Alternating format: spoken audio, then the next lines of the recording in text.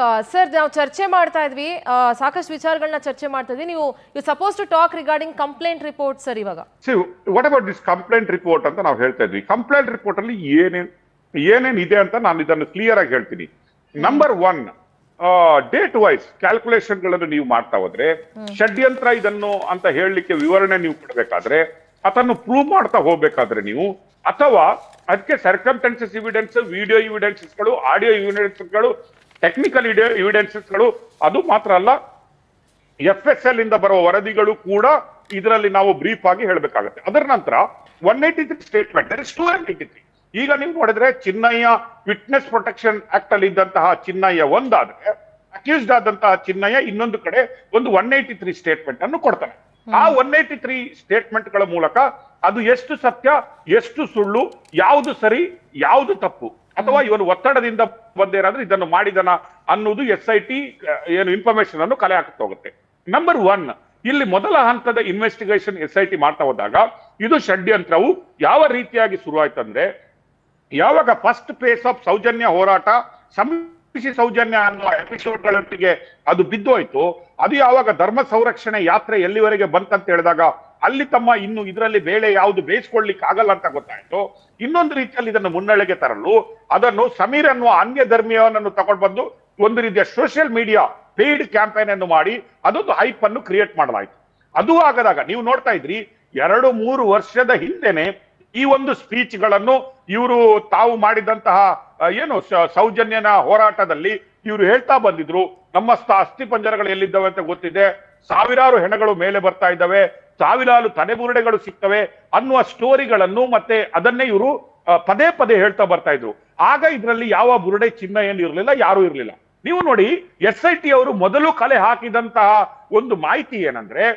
ಈ ಒಂದು ರಿಪೋರ್ಟ್ ಅಂದ್ರೆ ಪವರ್ ಟಿವಿ ಕೂಡ ಪಬ್ಲಿಷ್ ಮಾಡಿದಂತಹ ಯಾವುದು ಧರ್ಮಸ್ಥಳದಲ್ಲಿ ಆದಂತಹ ಅಸಹಜ ಸಾವುಗಳು ಧರ್ಮಸ್ಥಳದಲ್ಲಿ ಸಿಕ್ಕಿದಂತಹ ಏನು ಡೆಡ್ ಬಾಡಿಗಳು ಅದರ ಕುರುಹುಗಳು ಅದನ್ನು ಯಾವ ರೀತಿಯಾಗಿ ಕಂಪ್ಲೇಂಟ್ ಕೊಡಲಾಯ್ತು ಯಾವ ರೀತಿಯಾಗಿ ಅದನ್ನು ದಫನ ಮಾಡಲಾಯ್ತು ಅನ್ನೋ ಒಂದು ಡಿಟೇಲ್ ಸ್ಟೇಟ್ಮೆಂಟ್ ಅನ್ನು ಕೊಡ್ತಾರೆ SIT ಅವರು ಮೊದಲೇನ್ ಮಾಡ್ತಾರೆ ಈ ಎಲ್ಲ ವರದಿಗಳನ್ನು ಇದಕ್ಕಿಂತ ಮುಂಚೆ ಯಾರ್ಯಾರು ತಗೊಂಡಿದ್ದಾರೆ ಅನ್ನೋದು ನೋಡ್ತಾರೆ ಆಗ ಅವ್ರಿಗೆ ಗೊತ್ತಾಗುತ್ತೆ ಈ ಎಲ್ಲಾ ರಿಪೋರ್ಟ್ ಗಳನ್ನು ಮೊದಲೇ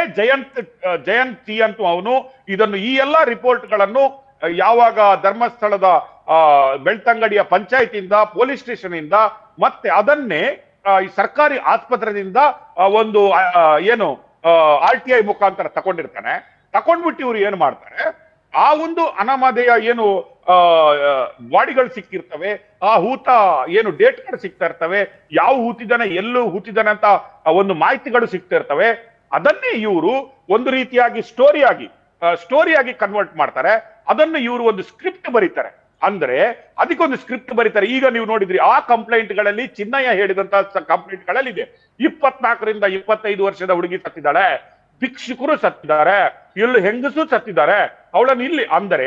ಈ ಎಲ್ಲ ಮಾಹಿತಿಗಳನ್ನು ಇಲ್ಲಿ ಯಾವಾಗ ಕಲೆ ಹಾಕ್ತಾರಂದ್ರೆ ಇವರು ಕಲೆ ಹಾಕುದು ಇದನ್ನು RTI ಮುಖಾಂತರ ತಗೊಂಡ ಡಾಕ್ಯುಮೆಂಟ್ ಗಳನ್ನು ಮೊದಲೇ ತಕೊಂಡು ಅದನ್ನು ಒಂದು ತರ ಸ್ಕ್ರಿಪ್ಟ್ ಮಾಡಿಬಿಟ್ಟು ಅದನ್ನು ಮಾಡ್ತಾರೆ ನೀವು ನೋಡಿದ್ರಿ ಭಿಕ್ಷುಕರನ್ನು ಅಲ್ಲಲ್ಲಿ ಜಡ್ಜ್ ಬಿಟ್ಟು ಸಾಯಿಸ್ತಾರೆ ಅನ್ನೋದು ಭಿಕ್ಷುಕರ ಹೆಣ ಸಿಗುತ್ತೆ ಅಲ್ಲಿ ಹೆಂಗಸರ ಹೆಣ ಸಿಗುತ್ತೆ ಅಲ್ಲಿ ಒಂದು ಮಗುವಿನ ಹೆಣ ಸಿಗುತ್ತೆ ಅನ್ನೋದನ್ನೆಲ್ಲ ಹಾಕ್ತಾರೆ ತದನಂತರ ಏನ್ ಮಾಡ್ತಾರೆ ಈ ಸ್ಟೋರಿಗಳೆಲ್ಲ ಆದ್ಮೇಲೆ ಇವರು ಒಂದು ತಲೆಬುರುಡೆಗಾಗಿ ಹುಡುಕ್ತಾರೆ ಈ ತಲೆಬುರುಡೆಯನ್ನು ಬಂಗ್ಲೆಗುಡ್ಡದಲ್ಲಿ ಯಾರೋ ಆತ್ಮಹತ್ಯೆ ಮಾಡಿಕೊಂಡಂತಹ ಒಂದು ತಲೆಬುರುಡೆಯನ್ನು ನೀವು ನೋಡಿದ್ರಿ ಬಂಗ್ಲೆಗುಡ್ಡೆಯಲ್ಲಿ ಇದು ಒಂದೇ ತಲೆಬುರುಡೆಗಳಲ್ಲ ಮತ್ತೆ SIT ಕೂಡ ಹಲವು ತಲೆಬುರುಡೆಗಳನ್ನು ತಗೊಳುತ್ತೆ ಈ ಬಂಗ್ಲೆಗುಡ್ಡೆಗೆ ವಿಠಲ್ ಗೌಡ ಮತ್ತೆ ಅವನ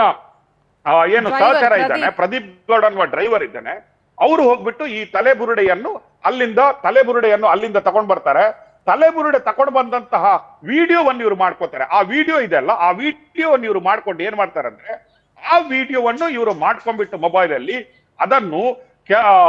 ಗಿರೀಶ್ ಮಟ್ಟಣ್ಣವರಿಗೆ ಕಳಿಸ್ತಾರೆ ಗಿರೀಶ್ ಮಟ್ಟಣ್ಣವರ್ ಮತ್ತೆ ಜಯಂತ್ ಟಿಗೆ ಕಳಿಸ್ತಾರೆ ತದನಂತರ ಅವರ ಏನು ಫೇಕ್ ಸೋಷಿಯಲ್ ಮೀಡಿಯಾ ಕ್ಯಾಂಪೇನ್ ಆದಂತಹ ಯೂಟ್ಯೂಬರ್ ಕೆಲವರು ಕಳಿಸ್ತಾರೆ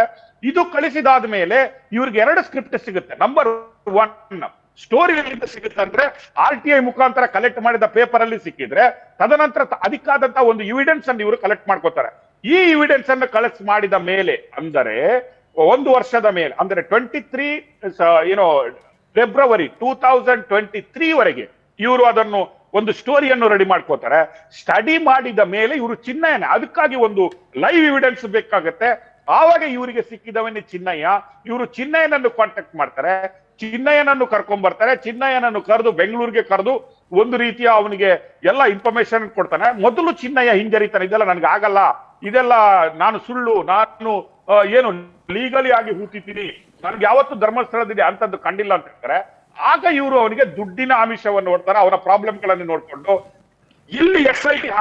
ಕಲೆ ಹಾಕಿದ ಮಾಹಿತಿಗಳೇನಂದ್ರೆ ಬೇರೆ ಬೇರೆ ಅವರ ಅಕೌಂಟ್ ಇಂದ ಚಿನ್ನಯ್ಯನಿಗೆ ದುಡ್ಡು ಕಳಿಸ್ತಾರೆ. ಚಿನ್ನಯ್ಯನಿಗೆ ದುಡ್ಡು ಕಳಿಸಿದ ಆದ ಮೇಲೆ, ಚಿನ್ನಯ್ಯನವನ್ನು ಮನವೊಲಿಸಿದ ಮೇಲೆ, ಚಿನ್ನಯ್ಯನವನ್ನು ಜಯಂತ್ ಟಿ ಮನೆಗೆ ಬೆಂಗಳೂರಿನ ಹಲವು ಲಾಡ್ಜ್ಗಳಿಗೆ ಕರ್ಕೊಂಡ್ ಬರ್ತಾರೆ. ಅವನನ್ನು ಬ್ರೈನ್ ವಾಶ್ ಮಾಡಿದ ಮೇಲೆ ಅವನನ್ನು ಧನಂಜಯ್ ಅಡ್ವೊಕೇಟ್ ಅಂತ ಕರ್ಕೊಂಡು ಹೋಗ್ತಾರೆ. ಇಲ್ಲಿ ಸುಪ್ರೀಂ ಕೋರ್ಟಿನ ಮಹಾನ್ ಅಡ್ವೊಕೇಟ್ ಆದಂತಹ ಧನಂಜಯರ ಆಫೀಸಲ್ಲಿ ಎಲ್ಲ ಒಂದು ಚಿನ್ನಯ್ಯನ ಹತ್ರ